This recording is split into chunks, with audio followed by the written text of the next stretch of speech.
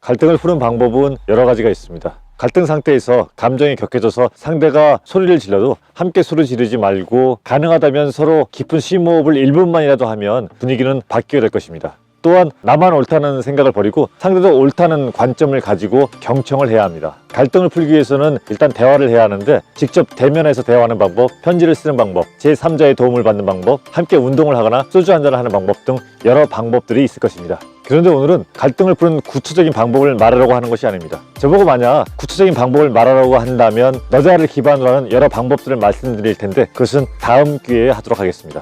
오늘은 갈등을 해결하기 위해서 반드시 알아두어야 할 갈등을 바라보는 우리의 관점에 대해서 얘기를 하도록 하겠습니다. 이것만 제대로 알아도 갈등을 풀기가 수월할 것이고 그 필요성도 더 크게 공감하게 될 것입니다. 갈등은 감정하고 밀접한 관계가 있습니다. 갈등이 생기면 여러분의 감정은 어떻습니까? 제가 이 질문을 정말 많이 해봤는데 대부분의 답변이 거의 유사합니다. 일단 갈등이 생기면 불편합니다. 그 불편함이 얼마나 큰지 괴롭고 고통스럽다고 말씀하시는 분도 많이 있습니다.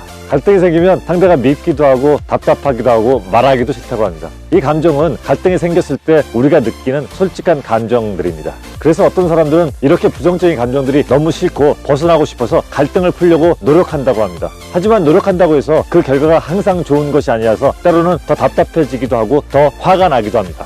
저는 갈등을 조금 즐기는 편입니다. 갈등이 생겨서 행복하다고 말할 수는 없지만 갈등을 해결했을 때 소통이 폭이 넓어지는 경험을 많이 했기 때문에 갈등이 두려운 존재만은 아니라는 겁니다. 갈등이 생기면 무조건 피하는 것에 익숙한 분들은 제 얘기가 이해하기 어려울 수 있습니다. 제가 갈등을 두려워하지 않고 즐기게 된 것은 갈등의 본질을 알고 난 다음부터입니다. 저는 지금 여러분에게 갈등이 왜 생기는지 그 이유를 묻고 싶습니다. 뭐라고 답변하시겠습니까? 제 경험에 의하면 많은 사람들이 상대가 보기 싫고 밉기 때문이라고 답변합니다. 그것 때문에 우리 마음이 불편해진다고 합니다. 그런데 그렇게 생각하는 것은 우리의 착각입니다. 지금부터 어떤 착각을 하고 있는지 말씀드리겠습니다. 이 얘기를 듣고 마음으로 받아들인다면 갈등을 바라보는 태도와 관점이 완전히 바뀌게 될 것입니다. 갈등을 즐기게 될 수도 있습니다. 갈등이 생기는 이유는 상대가 싫고 미워서 그런 것이 아니라 상대와 잘 지내고 싶어서 그런 것입니다.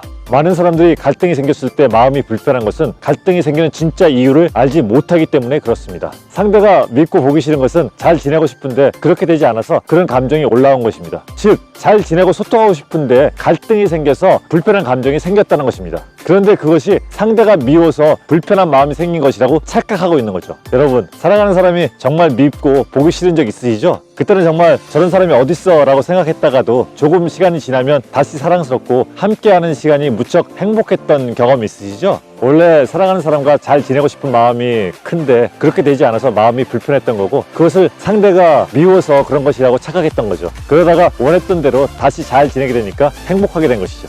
모두 제 얘기에 동의하지는 않을 것입니다. 하지만 갈등이 있을 때 불편한 감정을 상대와 잘 지내고 싶고 소통하고 싶어서 그렇다고 인정한다면 앞으로는 갈등이 생길 때 다른 관점으로 접근할 수 있을 것입니다. 여러분에게 갈등이 생겼다면 그것은 그 사람과 잘 지내고 싶은 마음이 있기 때문에 그런 것입니다. 그 순간 그런 마음을 볼 수 있다면 갈등을 해결할 수 있는 방법을 찾고 실천하는 여러분이 될 것입니다. 물론 마음도 편해지겠죠. 고맙습니다.